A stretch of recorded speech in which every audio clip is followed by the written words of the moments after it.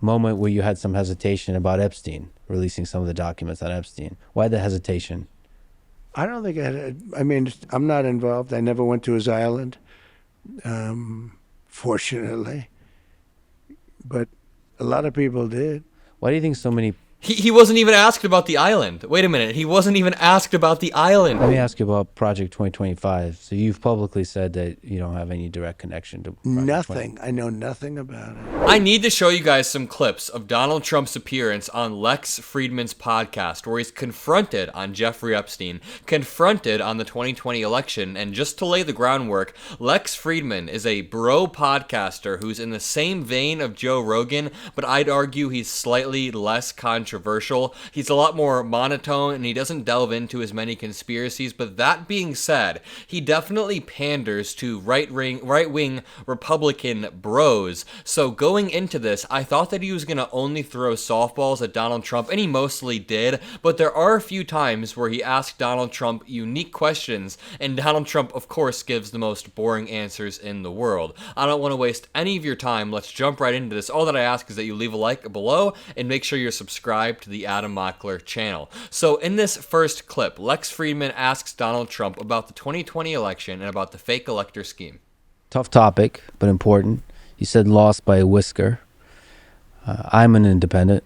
I have a lot of friends who are independent, many of whom like your policies, like the fact that you're a deal maker, like the fact that you can end wars, but they are troubled by what happened in the 2020 election and statements about widespread fraud and this kind of stuff, fake elector scheme. What can you say to those independent voters to help them decide who to vote for? Right. I think the fraud was on the other side. I think the election was a fraud, and many people felt it was that, and they wanted answers. And when you can't challenge an election, you have to be able to challenge it. Otherwise, it's going to get worse, not better. And there are lots of ways to solve this problem. Go to paper ballots, do it the easy way. I mean, the paper ballots, and you have voter ID, and you have same-day voting, and you have proof of citizenship, which is very important because we have people voting that are not citizens. They just came in, and they're loading up the payrolls. They're loading up everything. They're putting students in schools. They don't speak a word of English. Okay, so now we're on a completely different topic, but I just want to pause right here for 1 second to debunk what Donald Trump's been saying. First, Trump claims that you should be allowed to challenge the legitimacy of an election, and the thing is, we all agree. Donald Trump did challenge it legally in 60 different courts, but the problem is when he began to pursue extra legal means, like leveraging his position as the president to illegally call officials across the country and pressure them. That is where it comes in, and notice how Donald Trump, he just sounds terrible, number one. Of course, he looks terrible, but he answers for 45 seconds and is then on a completely different topic somehow. Let me play the rest of this. And they're taking the seats of people that are citizens of our country. So, look, we have the worst border in the history of the world.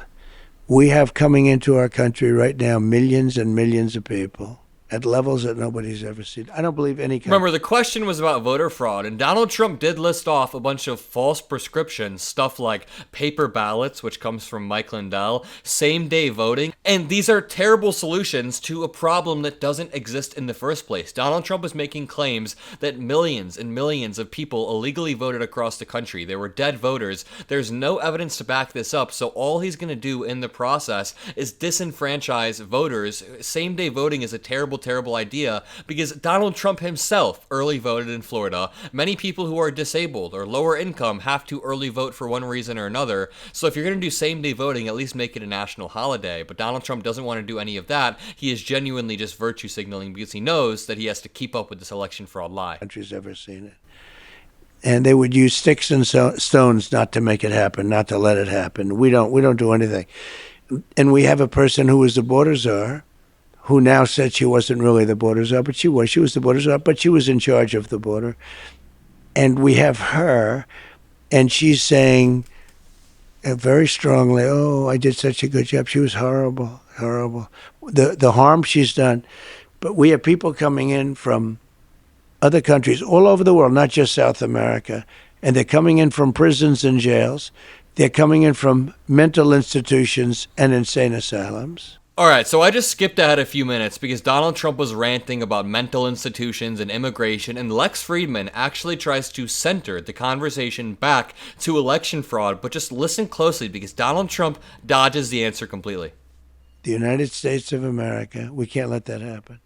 So a lot of people believe that there was some shady stuff that went on with the election, whether it's media bias or big tech, but still the claim of widespread fraud is the thing that bothers people.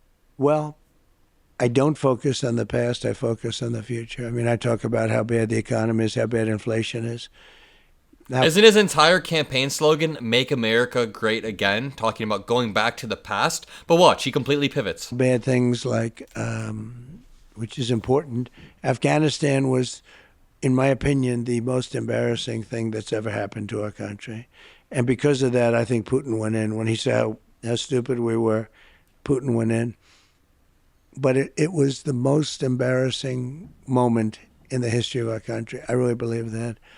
So at first, when he was asked about election fraud, he somehow pivoted it to immigration. Then he pivoted to Afghanistan. I mean, he's pivoting like Michael Jordan in the 90s right now. Let's watch Lex Friedman try to bring it back again. The stick. Definitely So the stick. the threat of military force. That was the stick, yeah. It doesn't have to be, but that was the stick. Well, let me just linger on the election a little bit more. For this election, it might be a close one. What can we do to avoid the insanity and division of the previous election, whether you win or lose?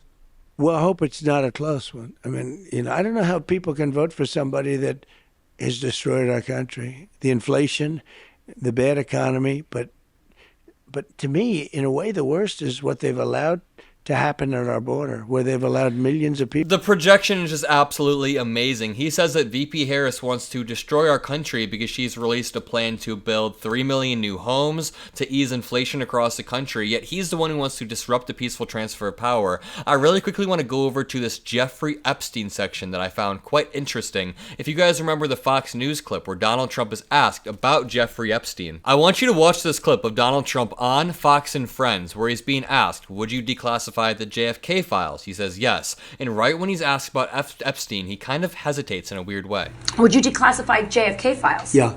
Would you? I did a lot of it. Would you declassify the Epstein files? Yeah, I would. All right. I guess I would. I think that less so because, you don't know. You don't want to affect people's lives if it's phony stuff in there because there's a lot of phony stuff with that whole. What is he talking about? There's phony stuff in there. And this brings us back to him being confronted on that very clip. Watch.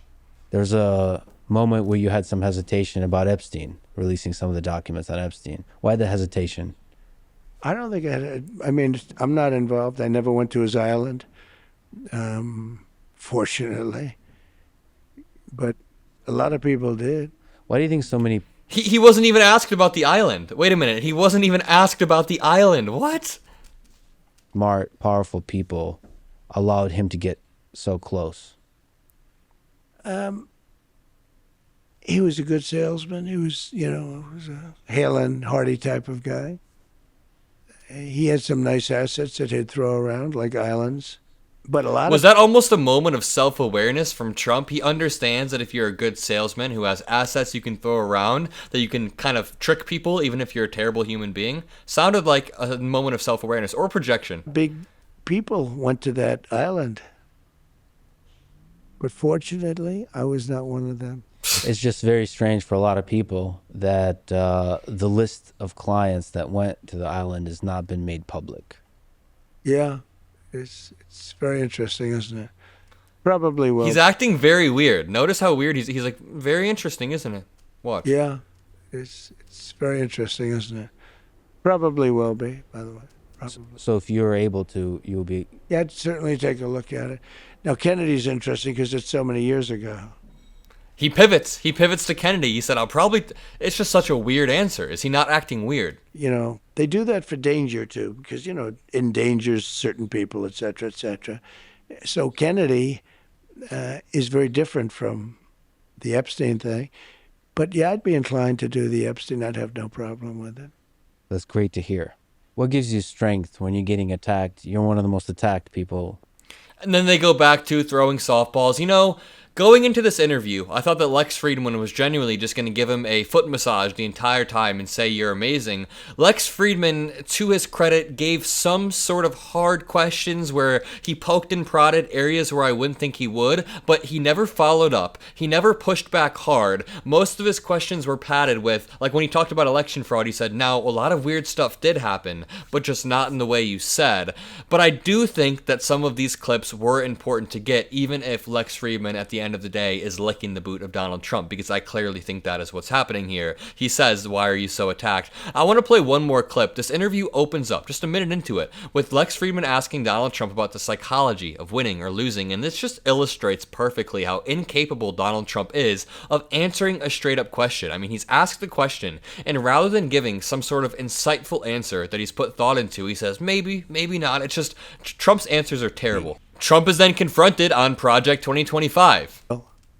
Let me ask you about Project 2025. So you've publicly said that you don't have any direct connection to Project Nothing. I know nothing about it. And they know that too. Democrats know that. And I purposely haven't read it because I want to say to you, I have no idea what it's all about. He purposefully hasn't read it. He's never read anything above 900 pages in his life. He can't even read a book with pictures in it. But number two, he has spoken at Heritage Foundation events. The Heritage Foundation president has spoken at his events, and they have both shaken hands after saying that the Heritage Foundation will guide the policy of the second Trump administration. Let me reiterate, Donald Trump is lying in that clip when he says he doesn't have anything to do with it. He has no clue about it. I mean, a large facet of Project 2025 is Donald Trump enacting a Schedule F executive order that allows him to fire and hire civil servants at will, and he already did that in his first term. So they are completely working hand in hand. It's easier than saying I read it and, all of the things. No, I purposely haven't read it. And That's why. I've heard about it. I've heard about things that are in there that I don't like. And there's some things in there that everybody would like. But there are things that I don't like at all. There are some things in there that everybody would like. I don't know if I agree with that one. And I think it's unfortunate that they put... Wait a minute. Why did he just say that he's never read it at all, but also there are things in there that everybody would agree with? He just said he has no clue what Project 2025 has in it. He doesn't know anything about it, but also there are things in there that everybody would agree with. It took me a second for that to click in my head, but there is no way he just undermined himself that hard on camera. Put it out, but it doesn't mean anything because it has nothing to do with me. Project 25 has absolutely nothing to do with me.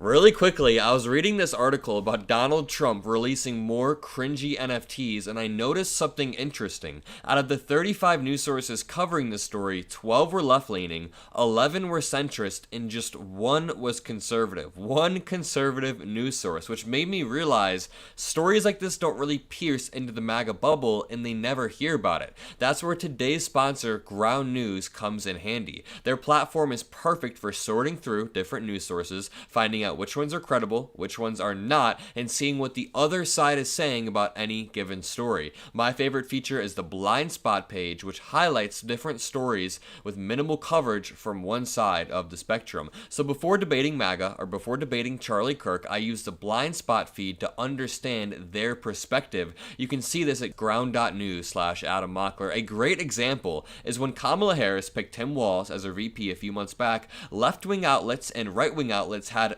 massively different coverage. And NBC News said, "Who is Tim Walz? Kamala Harris's running mate, a normal title." Breitbart said, "Harris listened to the Hamas wing of her party," quoting J.D. Vance. And Fox News said, "Kamala Harris picks Tim Walz. Did she decide Josh Shapiro was too Jewish to be VP?" So I mean, the difference between these news outlets are just insane, and Ground News points that out. It's essential heading into the 2024 election, especially with all these wild media outlets competing for different headlines. With Ground News, you'll have a different understanding of our political landscape. Just go to ground.news/Adam Mockler. This month, you can get 40% off unlimited access to the Vantage subscription, the one that I use. The link is in the description, ground.news/Adam Mockler. Thank you to Ground News, and thank you guys for watching.